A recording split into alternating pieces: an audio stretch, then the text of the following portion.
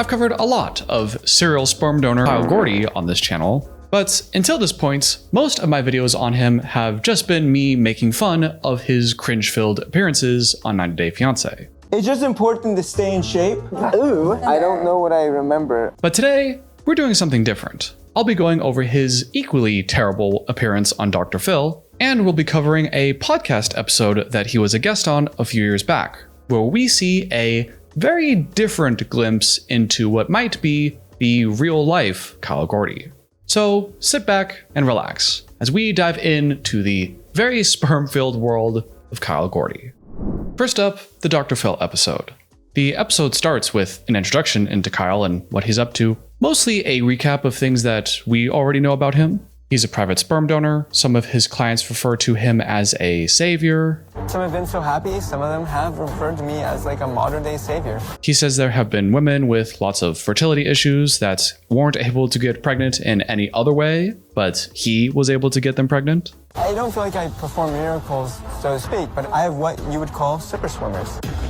They say he's donated to over 150 people at this point. I probably donated to about 150 people. And at this point, a few years ago, he only had 40 kids. So if he has 80 kids now, then we would think maybe 300 people. They show these clips of him talking about himself, and he continuously refers to himself as Superman. You know, he puts on the cape at night. He works his day job during the day, but then he does the whole Clark Kent thing and goes out and saves lives. In some ways, I'm kind of like Superman, Clark Kent. You know, I got my day job, and at night I put on my cape and become like kind of like a superhero. He says he thinks that the natural way is more effective, even though it's not. I think usually sex is the most effective way to get pregnant. Says he's better than sperm banks because you actually get to know Kyle, for better or for worse. And sperm banks, you know, they throw out your vials and they mix things up all the time and they're just super untrustworthy. I feel like I'm definitely better than a sperm bank. You have clinics switching out vials, and you also have these grandpas going around impregnating patients, and no one wants to get pregnant by a grandpa. Come on, it's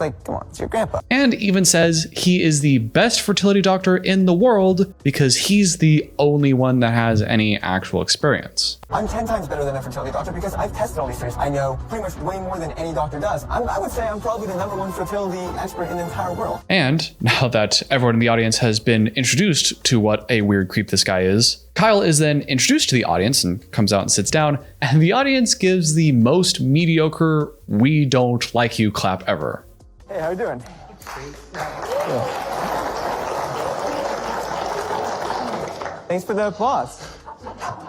Something that pops up throughout the episode is they occasionally show this wall of Kyle quotes behind them as they talk. The #1 fertility expert in the entire world. I'm kind of like Superman, you know, Clark Kent. A lot of these quotes seem to just be from the intro segment that we just watched, but there is one here that I didn't recognize, and it seems to say, William Sidus III and I were born the same day. I'm doing the world a favor. I could be making a reincarnation of the world's smartest guy. I didn't know who this William Sidus III guy is, so I looked him up, and kind of funny that Kyle uses that as an example. Apparently this William Sidus III guy was one of those 1800s super geniuses guys that's supposed to be like way smarter than Einstein. So it seems like Kyle is using this super genius guy as an example of like what he can provide you in a weird way.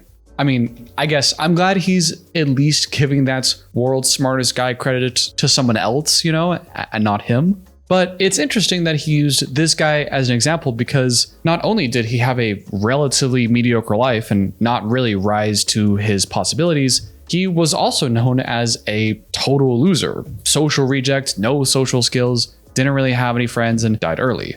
And I just think there's some kind of special irony in that Kyle thinks of himself as this amazingly smart and athletic guy, but doesn't recognize that he's also a big loser and no one likes him.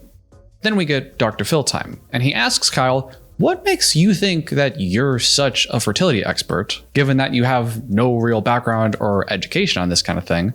You know all of this how? And Kyle's answer is, he doesn't just read those scientific research papers like all those nerds do. He actually goes out and tests the theories, and that's why he knows more than anyone else.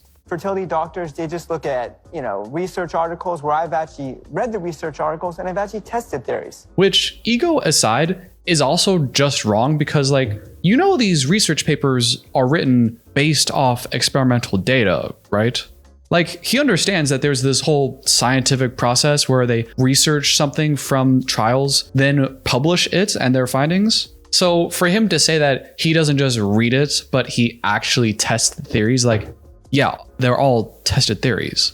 Then the show cuts to a little montage of what kind of behaviors and lifestyle that Kyle has that makes him think that he has the best sperm around.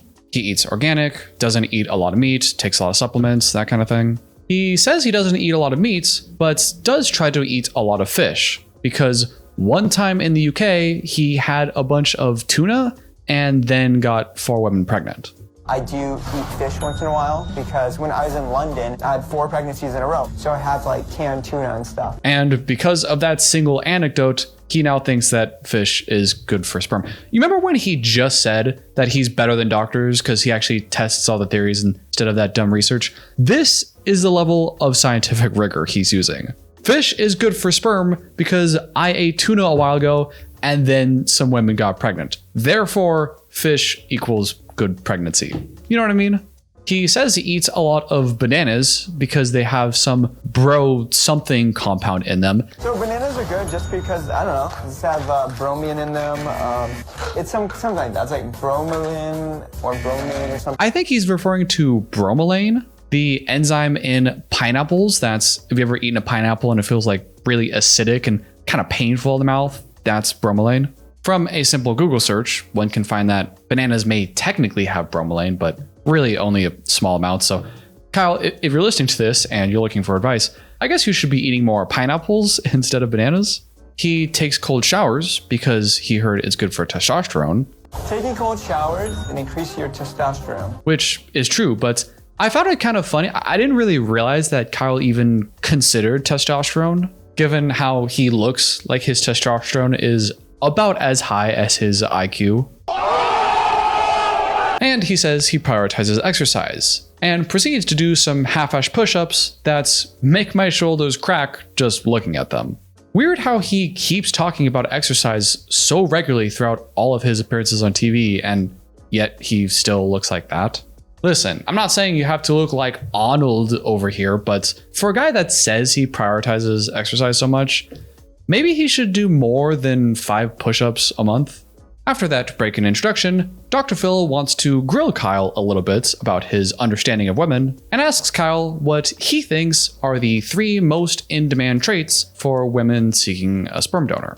And from Kyle's experience, which I'll remind you is way more credible and reliable than some stupid doctor's ideas, his top 3 are smart, masculine features, and good provider. Someone who is, smart and has masculine features and who is a good provider.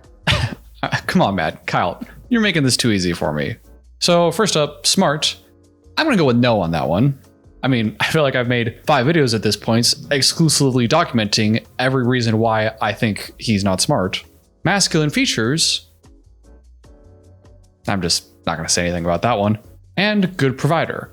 Kyle is literally a sperm donor and doesn't provide anything else for the children. So no, that doesn't work either. So it's not just me who thinks Kyle would be a terrible sperm donor. Even according to Kyle's own criteria, he's not very desirable.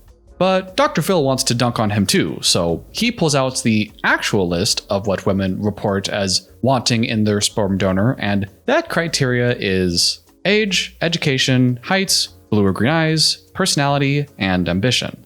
Going down the list, Kyle isn't too old, and he claims to have graduated from college, so I guess he passes those. We've seen Kyle get roasted a few times on these episodes by now about his height, and even Dr. Phil tries to roast him.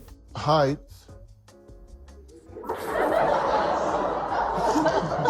You probably don't fall into that desirable category. And instead of Kyle just accepting that he's not that tall, and accepting his role as a short king or whatever we call him these days, Kyle tries saying he does meet their criteria and height's just, it depends on the woman. Desirable category. Well, I don't know. It's different for every woman. Well, actually, They like 6 foot or above. Oh, okay. But you would know that because you're the top expert in the world. Kyle has brown eyes, which who really cares, but does not meet the brown or green criteria that Dr. Phil laid out. But when Dr. Phil points out that Kyle does not meet yet another desirable trait for his sperm, Kyle gets really defensive and interrupts and is like, well, these are all just features anyway, you know, they don't really matter, as if to try to diminish the validity of this whole thing. What color are your eyes? My eyes are brown. Yeah. But these are just features, you know. And yeah, they are just features, but like, yeah, you're looking for specific genetic traits that are heritable in your DNA. Yeah, they're gonna look for features. Also, you literally just said that masculine features was something that you thought women liked, and that you thought you had in your own dumbass answer. But now that they're listing features, the actual list of things the women want, and he doesn't have those features, now he gets all butthurt and is like, well, these are just features, you know, they're just so shallow, doesn't mean anything. Like, come on, bro. You know what you're doing. Personality, another pretty self-explanatory one. Dude's a certified psycho weirdo freak, in my opinion. And lastly, we have ambition. And I mean, I guess he does have an ambition to take over the world, you know, with his whole incel armor we've been talking about, but I don't think that's really what they mean by that. After the break, we see another little montage of Kyle trying to explain to everybody, well, really tried to convince us, why his sperm is so great, by listing off how smart and successful everyone else in his family is besides him. He says his family is full of a bunch of smarties with doctors and lawyers, and even claims that he himself has an IQ of 125. I'm okay in the IQ department, you know, it's 125. In a sense, I may be doing the world a favor because I am possibly the reincarnation of the world's smartest guy ever. Wait. So that earlier quote that I saw on the wall, he actually says that he might be the reincarnation of the world's smartest guy? Remember, the world's smartest guy that was actually kind of a loser and no one liked? So even when I said that at least Kyle has enough humbleness to not associate himself with the world's smartest guy, I was actually wrong, and he is putting himself in that position. Now, after we have all this introduction stuff out of the way, we get our first guest on the show. This couple calls in that apparently took Kyle's services about 6 weeks ago, and now they're pregnant, and Dr. Phil asks them about it. They say the whole experience was fine. They got the STD check beforehand, and then Dr. Phil asks, for no apparent reason, and definitely not foreshadowing anything in the future, asks, So if there's something in his genetic history that predisposes an offspring to some disease, you don't know about it. And this couple, who doesn't seem that bright, their answer is, yeah, well, no, we wouldn't know if he was a carrier for any serious genetic conditions. But I mean, when you go out to the bar and you have a one-night stand with a stranger, you wouldn't know then either. Like, that's the same thing. But then, like, you could say that if somebody sleeps with someone on a one-night stand or someone they don't know. So I don't see that there's a difference here. I mean, yeah, of course you wouldn't know if you had a one-night stand with a stranger, but hopefully that's not how you're getting your sperm donations.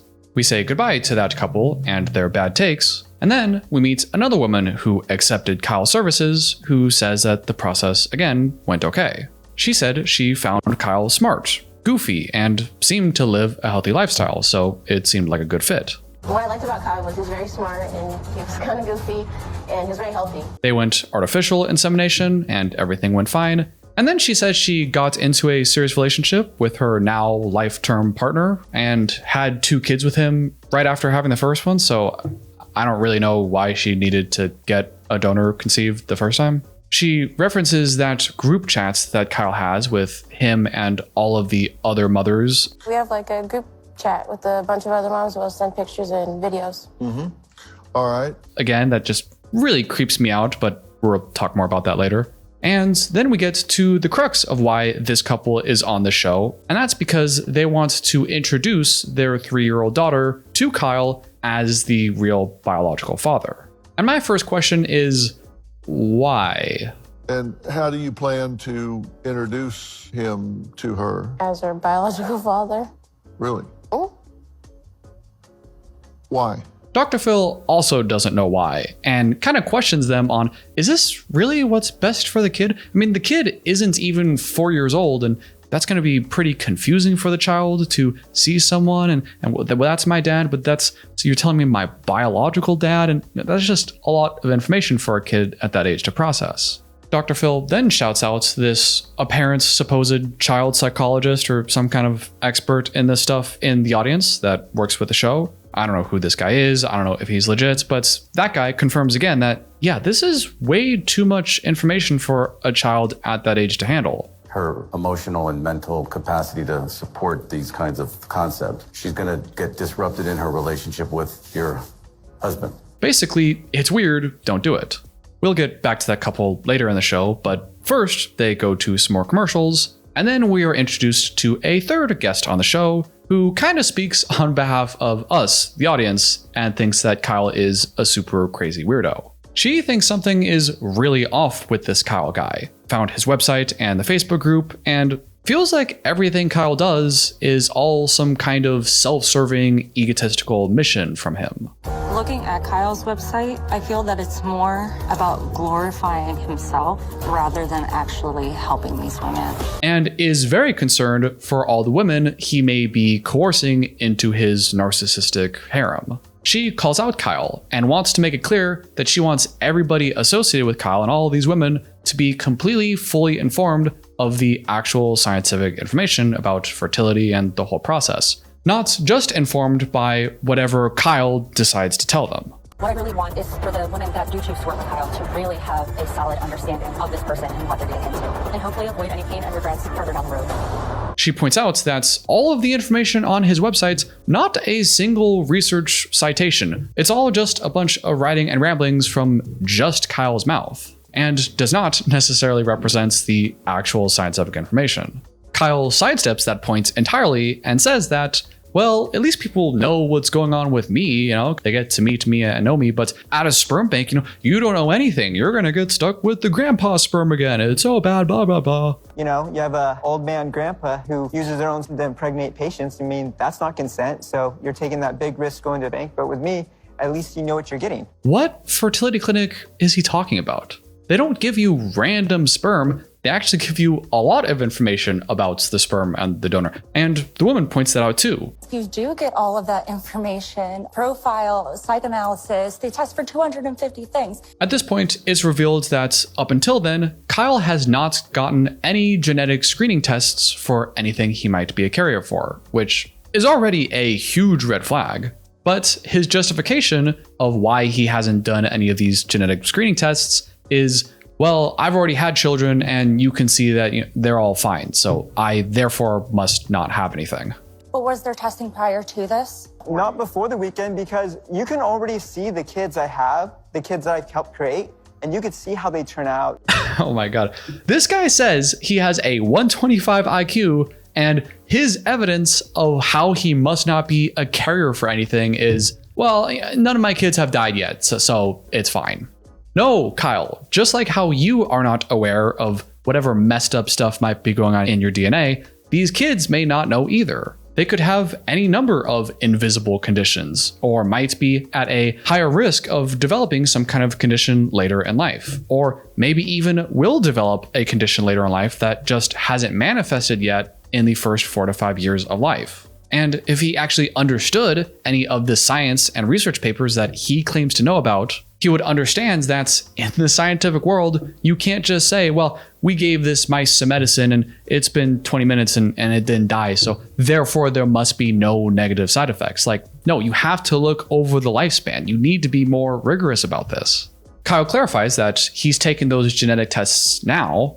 Kind of sounds like it was over the weekend. Maybe the show made him take them as part of an agreement to be on the show. But when Dr. Phil asks Kyle about any sense of personal responsibility that Kyle may feel, and asks him, like, why didn't you do any of this beforehand? But what about the women before this weekend? The kids are fine. I'm talking about personal responsibility. We also have the ability. I'm not talking about the kids, I'm talking about you. Kyle's answer is, well, those women before, they were okay with me not having the testing done, so, I never reject the idea of do genetic testing. The thing is, women feel comfortable with me to not do genetic testing. And unfortunately, Kyle does kind of have a point here, but also not. It sounds like what Kyle is saying is, well, these women, they knew that I didn't have a genetic screening test and they consented to me not having it, so who cares? But that's also where the informed part of informed consent comes into play. There's a reason why the cops read you your Miranda rights. There's a difference between, hey, does everything look good, sign the dotted line, versus, hey, I just gotta let you know, I have not gotten a genetic screening test, which means if you accept my sperm, I need you to know that your child might have that problem, and you signing here is you saying that everything is okay and you don't care about that. Those two situations are very different. And after another break, the second couple comes back, that couple that wanted to introduce their child to Kyle as the biological father, despite the psychologist's recommendations against that. They come back out and puts their small child on camera to meet her biological father for the first time, and it is awkward. Not only does the kid clearly not really get what's going on, she's also being put on national television and is introduced in front of a crowd of hundreds of people that she didn't consent to this either. I feel so bad for the kid. She looks like she's freaking out. She's trying to hide her face from everybody. She barely even hears what Kyle has to say. She does not want to be there. And by the way, that's not the show censoring the face of the child. That's me doing it because the show did not do that. After the break, Dr. Phil brings on an actual fertility expert and endocrinologist and that child expert from earlier. Well, he's an expert in child psychology, not a child who is an expert. You get it. The endocrinologist is highly concerned, both with the genetic factor. I mean, I think it's reckless. It could be done in a much safer and less hazardous manner. And with that whole threat to the population thing. The expert explains that this behavior poses a risk to the population, not just in the immediate generation of all of his children, but mostly in the next generation of all of his grandkids. Creates an environment where maybe not in this generation, but the generation where that little girl, when she has kids, there's going to be the potential for unwittingly entering into a consanguineous relationship, which would result in children having a higher incidence of various genetic diseases. He claims that ethical sperm banks limit a donor to only 10 families in the whole United States. Meanwhile, Kyle over here is tripling that number in California alone. 10 families in the United States, for example. 35 in California. This is some potentially pretty serious stuff. And what does Kyle have to say about this? Well, Kyle's not worried. And because he has a Facebook group chat of keeping in contact with all the mothers, therefore there's no risk of incest. There is no risk of incest there between all these moms because we all keep in contact and everything. You don't know where they're going to go or who they're going to. But they all know each other. 125 IQ, this guy says he is. He really thinks he's smart, and that's his argument. Incest and population risk over the next several generations? Nah, I got a Facebook group chat, man. We all could. Come on, man, what a dumbass thing to say. Doctor number 2, the child doctor, not a poop doctor, ran some of Kyle's labs and vitals over the weekend, and while his vitals came back fine, the doctor is chiefly worried about Kyle's mental health. It's your mental health that I'm concerned about. Which, aren't we all? And then this doctor goes in on Kyle. Do you think that you just made the best decision in the best interest of that little girl to bring her here and do that to her? He says, Kyle, you're in denial with your responsibility, and whether you know it or not, every kid you have strokes your own ego. In denial of your narcissism. Because whether you like it or not, you're stroking your ego every time you have a child, or you can say you've done this. And with that calling out of Kyle, gets the first real actual applause break from the crowd. Every time you have a child, or you can say you've done this. And it's irresponsible. Both of us said very clearly. After that, Dr. Phil brings up that previous couple again from earlier in the episode where Kyle was going to meet he actually did meet the kid and asks Kyle, hey, you didn't have any problem with meeting the child, even though we had all these experts tell you that it wasn't the best for the child. You completely disregarded 2 experienced people in the field and said, oh, I'm good to go. Does that give you any pause whatsoever to think, maybe I'm putting my interest ahead of the child's? You say you go with whatever the parents decide, but you're ignoring any accountability and responsibility in this. You don't care what's best for the child. Doesn't that make you think at all? And Kyle hears all this talk about personal responsibility and says, well, I talked about it with the parents beforehand and they were okay with it, so, whatever. Me and the mom already talked. It's about me meeting the child. We all decided, we all agreed it was best for her. There's no issue with it. Which both doesn't answer the question at all and completely sidesteps the point. I understand. Now answer my question. What? I didn't force them to do this. This is up to them, the parents.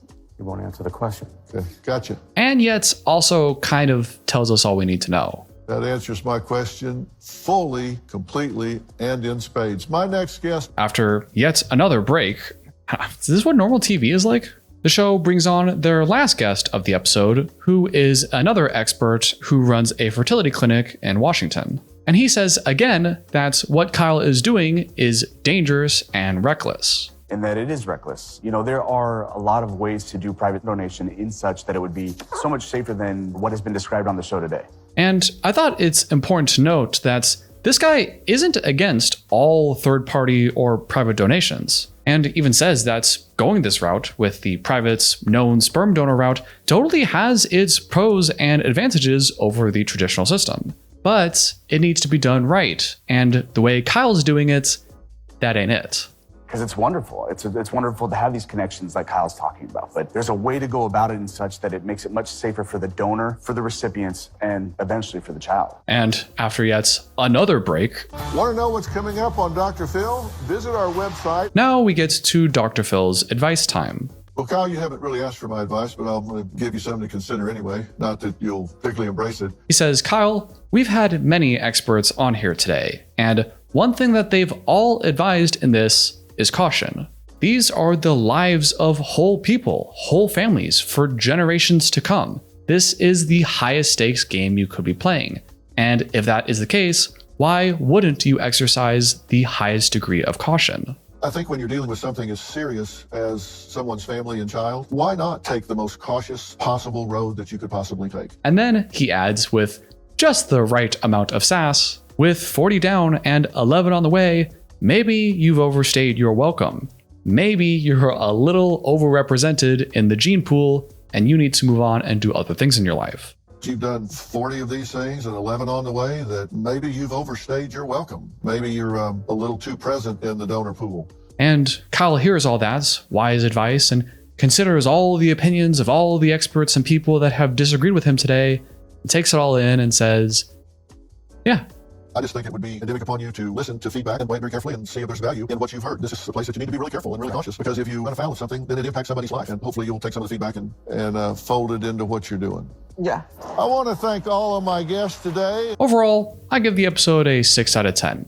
I don't really watch a lot of Dr. Phil. I mean, I don't think I've watched any Dr. Phil or really any television at all. It was interesting to see Kyle try to justify his actions and deflect any accountability, which is to say, I don't think Kyle give a single shit about anything anyone has to say about him, especially people who are experts in their fields. He seemed completely unfazed by all of it, and I don't think he is taking a single thing anyone said to heart.